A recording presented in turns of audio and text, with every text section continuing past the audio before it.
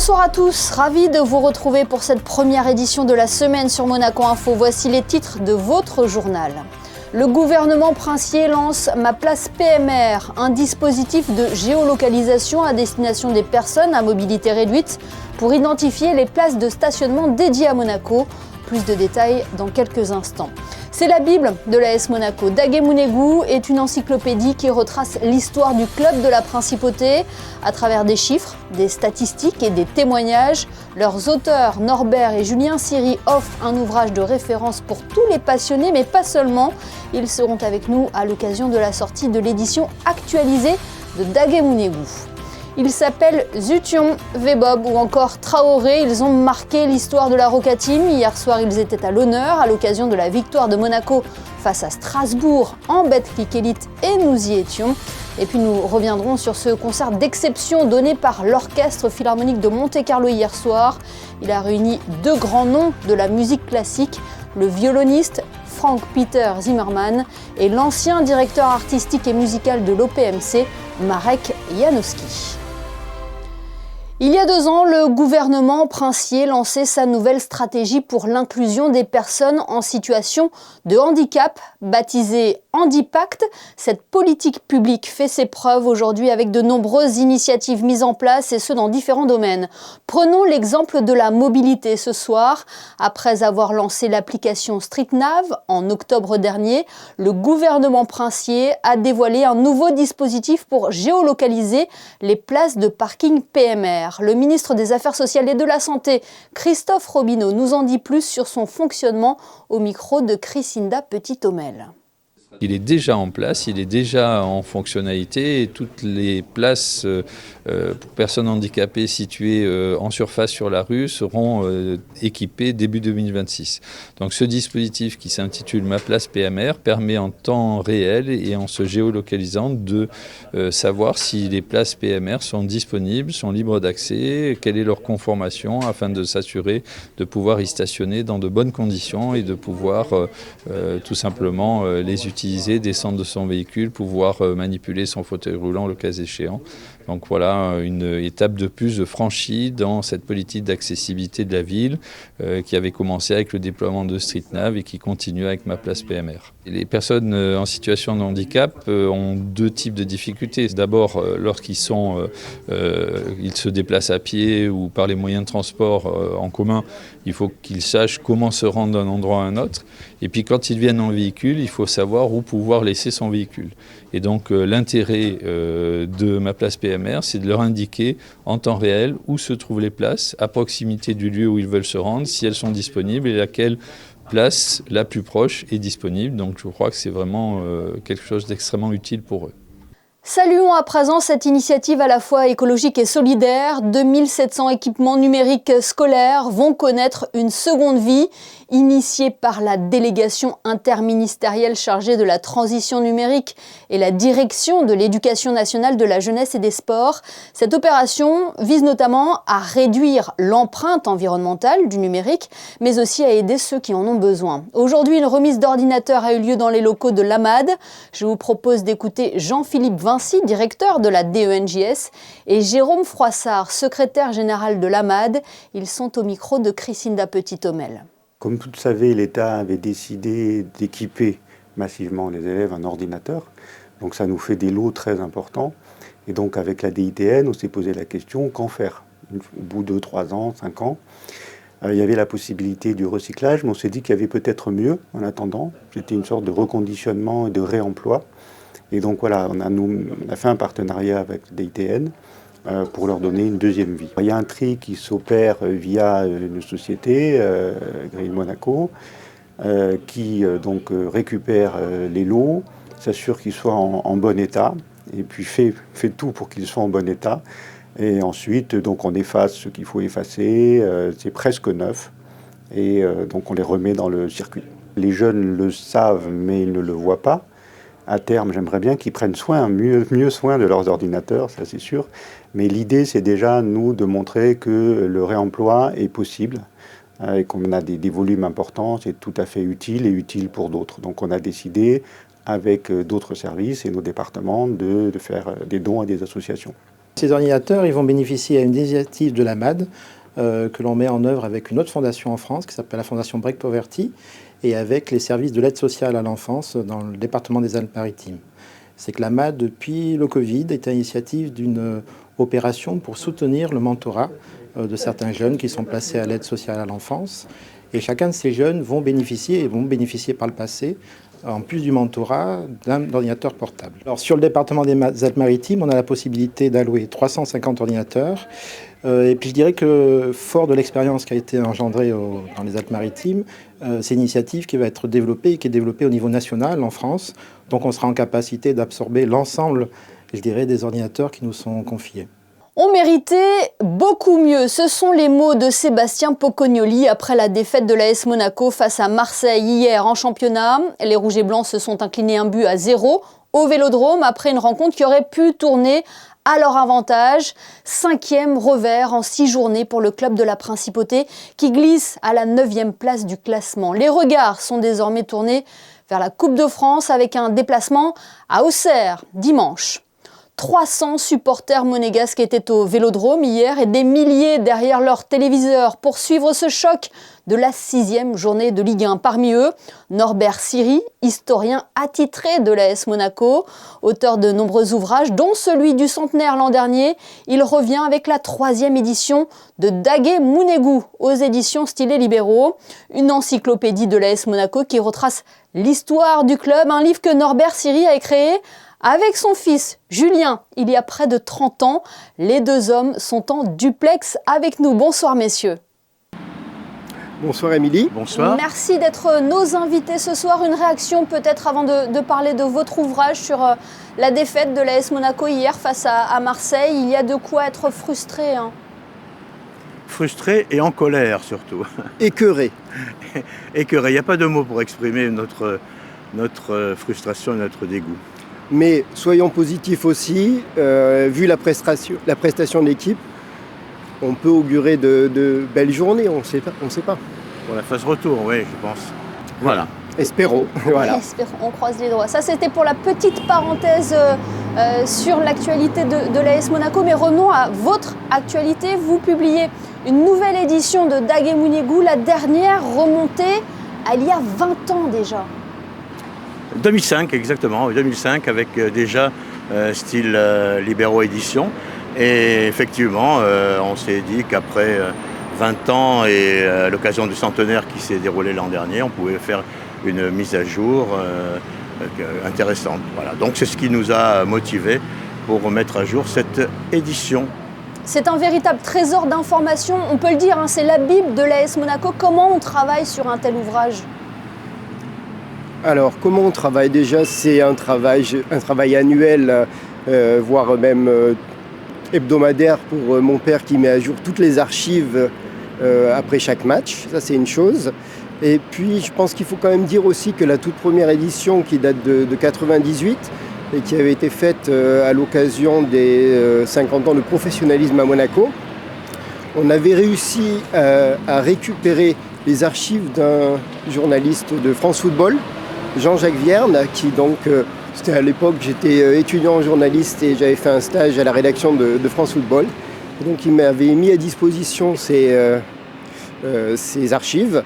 Et de là, en fait, était née l'idée, entre ces archives-là et le fait que mon père, depuis déjà, je ne sais pas combien d'années, écrivait des articles et des chroniques pour la Gazette des supporters de l'AS Monaco. Voilà, moi, à un moment, je suis rentré, j'ai dit pourquoi on ne mettrait pas tout ça ensemble ? J'étais censé compléter avec des interviews et voilà, ça donnait la toute première édition.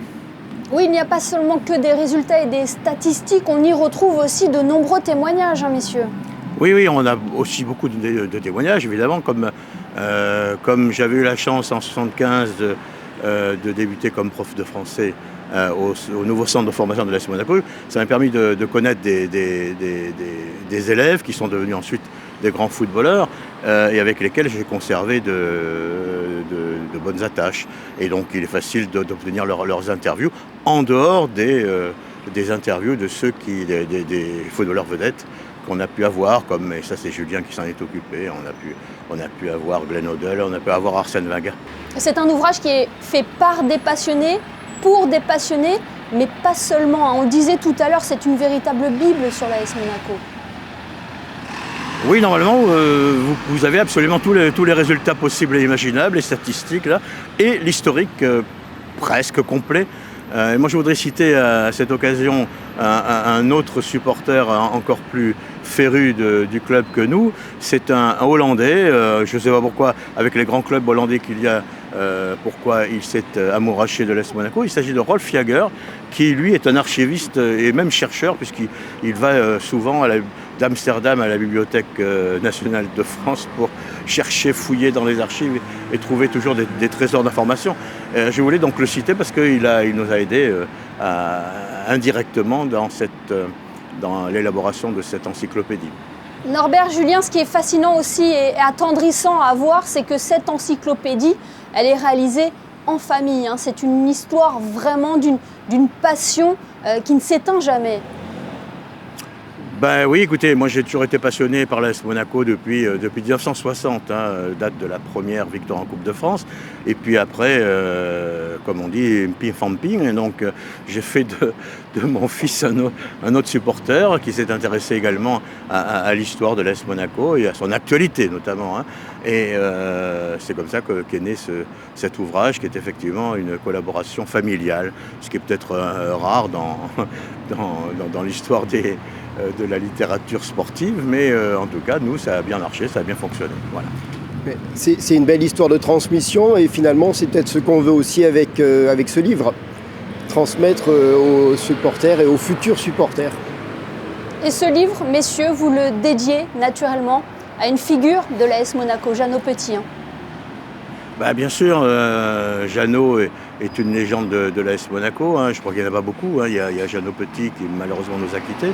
Il y a Jean-Luc Ettori, il y a Des Lyonis, il y a Claude Puel. Ouais. Donc il y a quelques légendes comme ça. Et Jeannot est malheureusement la légende qui nous a quittés l'an dernier, à l'occasion justement lors de l'année du centenaire. Donc je pense que c'était la moindre des choses que de lui dédier le livre. Eh bien, merci beaucoup, messieurs, d'avoir été nos invités ce soir. On rappelle donc la sortie de la 3e édition de Daguet Mounégou, un cadeau incontournable pour tous les passionnés de l'AS Monaco, à retrouver en librairie et sur le site déjà disponible www.daguetmounégou.com. Merci Norbert, merci Julien Siri d'avoir été avec nous ce soir. Merci Émilie. En basket, la Roca Team a dominé Strasbourg dimanche 88-74 à l'occasion de la 11e journée de Betclic Elite. Une soirée au cours de laquelle le club a également rendu hommage à certaines de ses légendes. Le reportage de Frédéric Elion sur des images d'Alexandra Paolini. Monaco récupère le fauteuil de leader de Betclic Elite. Voilà l'enseignement majeur de la rencontre face à Strasbourg que Monaco a contrôlé du début à la fin, sans Mike James qui purgeait son dernier match de suspension. Les Monégasques se sont appuyés sur un excellent Nikola Mirotic avec ses 21 points. Rapidement, la Roca Team creuse l'écart, plus 14 à la mi-temps. Un matelas que Monaco va conserver quasiment tout le match grâce à une défense intraitable. Gaby Brown, l'un des tout meilleurs scoreurs du championnat, est limité à un petit point. Jaron Blossomgame et Matthew Strazel font en sorte de sécuriser la victoire dans le 4e quart-temps. 88-74, belle victoire pour Monaco qui a honoré un quart d'heure avant le coup d'envoi plusieurs de ses légendes, ravis de se retrouver à Gaston Médecin pour évoquer leurs souvenirs. C'est vraiment un match spécial pour moi parce que pour le coup c'est deux clubs avec lesquels j'ai remporté des trophées.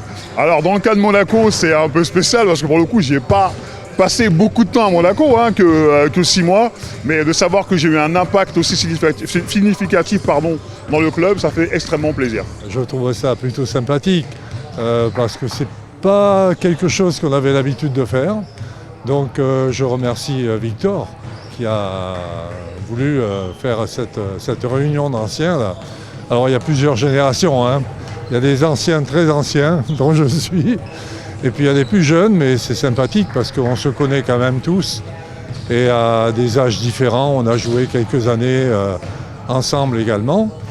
Et puis bon, retrouver la salle ici que pour la plupart on a inaugurée, en 84-85, c'est plutôt sympa. Si on t'avait dit que 10 ans après ton passage au club, cette équipe-là elle serait finaliste de l'Euroleague, est-ce que tu l'aurais cru ? Je pense que c'est comme jouer un peu les numéros de l'Euro-Million. Là, il n'y a pas grand monde qui pouvait prévoir ça. Après, il y avait la structure pour, il y avait l'envie, il y avait les moyens qui ont suivi. Donc, c'est une suite pas logique parce que c'est vraiment du très très haut niveau. Mais voilà, c'est formidable ce qu'ils ont accompli. Quel souvenir, toi, tu gardes à titre personnel de ces années en N1, en Pro B, etc. Le dernier, c'est le titre en champion de France Pro B. Celui-là, il était exceptionnel aussi, le champion de France N1. Puis après, il y a eu un peu les zones nationales 2 qui ont été très très sympas aussi. J'ai vécu vraiment que des bons moments. Semaine à 2 matchs d'Euroleague pour la Roca Team qui se déplace au Pays Basque mercredi avant de recevoir le Bayern Munich vendredi soir à Gaston Médecin. Sport toujours avec du tir à l'arc, cette discipline a connu un véritable engouement après les Jeux Olympiques de Paris 2024. Elle nécessite de nombreuses qualités, dont la précision et la concentration. Ce week-end, plus de 200 archers se sont donné rendez-vous pour la 18e Coupe Prince Albert II, une compétition organisée à l'espace Saint-Antoine par la première compagnie de tir à l'arc de Monaco. Retour sur les temps forts de cet événement avec Gaëtan Lebrun et Hugo Comassa. Silence, concentration et précision. Pendant 2 jours, la Coupe Albert II de tir à l'arc a rassemblé 240 archers, venus principalement de France, d'Italie et de Monaco. Sur le pas de tir, chaque compétiteur devait faire preuve d'endurance et de régularité. Le format était exigeant, 2 fois 10 salves de 3 flèches, soit un total de 60 flèches par archer, avec comme objectif se rapprocher le plus possible d'un score parfait de 600 points. On va des poussins jusqu'au senior 3, donc là à chaque fois on couvre complètement toutes les catégories possibles, quelle que soit la catégorie, donc tous les archers tirent en salle, donc c'est les règlements, tous les archers tirent à 18 mètres, ils tirent tous sur des blasons qui vont eux par contre changer suivant les catégories, suivant les âges et suivant les armes aussi. Un bon archer c'est beaucoup de maîtrise de soi, de calme, l'archerie de toute façon vous savez, c'est à chaque fois chercher le mouvement parfait et le répéter tout le temps et tout le temps et tout le temps et perfectionner ce mouvement là, donc c'est beaucoup de calme, beaucoup de répétition, beaucoup d'entraînement. C'est surtout c'est de la pratique, de toute façon, comme dans tous les sports. Parmi les participants, plusieurs archers du club de la Principauté ont défendu leurs couleurs, dont Cassandra Jonio, jeune espoir monégasque. Le tir à l'arc, ça fait depuis mes 11 ans, j'ai actuellement 20 ans, donc ça fait 9 ans que je fais du tir à l'arc, dans ce club précisément. J'ai découvert le tir à l'arc en fait grâce à ma meilleure amie, qui m'en a parlé quand j'étais au collège, et elle m'a dit je fais du tir à l'arc à Monaco, est-ce que tu veux venir avec moi ? Et moi, passionnée de tir à l'arc depuis que je suis toute petite, je savais même pas qu'on avait un club de tir alors que je suis monégasque. Et donc depuis ce jour, je suis venue au club, je suis tombée amoureuse du sport et j'ai continué. C'est pas la première fois que je le fais, ça fait déjà plusieurs années, je le faisais pas au début parce que j'étais encore un peu jeune et je connaissais pas trop. Je me dis que vu que ça fait longtemps aussi que j'ai pas tiré, j'ai repris il y a pas longtemps, je me suis fait une entorse au poignet. J'ai pas beaucoup d'attentes mais j'essaierai de faire de mon mieux. Plusieurs catégories étaient représentées comme l'arc nu, l'arc classique ou encore l'arc à poulie, offrant un spectacle varié et un très haut niveau de compétition. Musique à présent et ce concert d'exception dimanche à l'Auditorium Régnier 3, il réunissait sur scène l'un des plus grands violonistes du XXIe siècle, l'expérimenté Frank-Peter Zimmermann, et un nom que l'Orchestre Philharmonique de Monte-Carlo connaît très bien, Marek Janowski, ancien directeur artistique et musical de l'OPMC entre 2000 et 2005. Les deux hommes ont offert un moment suspendu autour des œuvres de Beethoven et de Brahms, le reportage de José Sacré et Camille Caloni.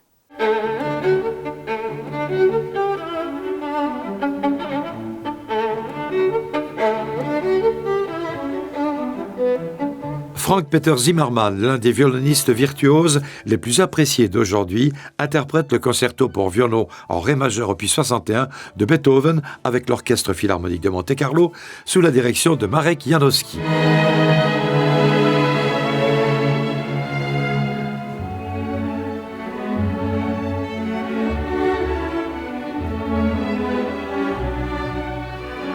Marek Janowski, un chef d'orchestre qui, lorsqu'il était directeur artistique et musical, a fait de l'Orchestre Philharmonique de Monte-Carlo un orchestre de grande qualité et de réputation internationale. J'ai la capacité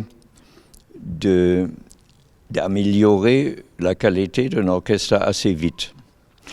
Et c'était en quelque sorte, avec l'intégration de tous les nouveaux, c'était au tout début pas un travail très facile. Mais ça s'est vite mis en route. Et je pense, à partir de ma 3e, 4e année ici, on a eu des résultats artistiques d'une très très haute qualité.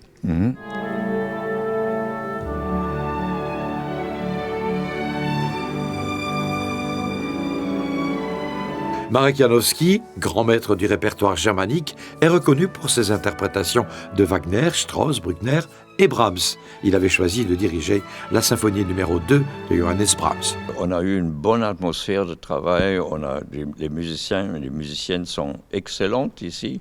On s'entend bien musicalement aussi. Je pense qu'on va avoir des résultats satisfaisants ce soir.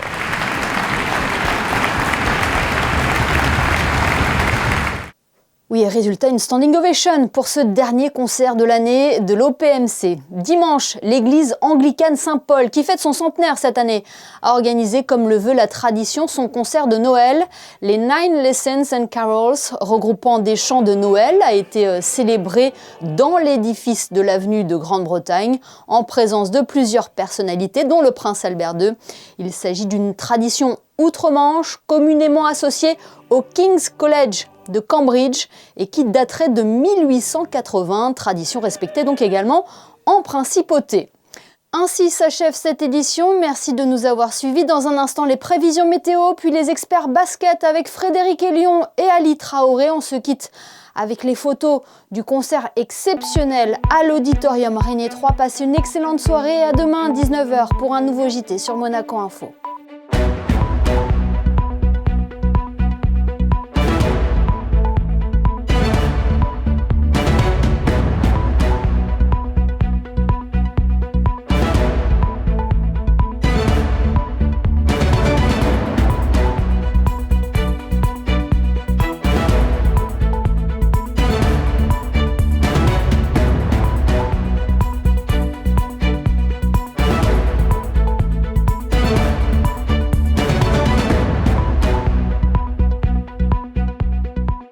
Retrouvez la météo avec Suisse Courtage, le spécialiste de l'assurance à Monaco depuis plus de 35 ans. Notre expertise à votre service. Bonsoir à tous, ravi de vous retrouver pour vos prévisions météo. De la pluie et beaucoup de vent demain en principauté. La journée sera marquée par des averses et des rafales pouvant atteindre les 50 km/h. Un ciel couvert donc et des températures déjà pas très basses mais cassées encore davantage par le vent. Attendez entre 12 degrés le matin et 14 degrés l'après-midi. Demain, mardi 16 décembre, n'oubliez pas de souhaiter une bonne fête aux Alice. Belle soirée avec nous. C'était la météo avec Suisse Courtage, le spécialiste de l'assurance à Monaco depuis plus de 35 ans. Notre expertise à votre service.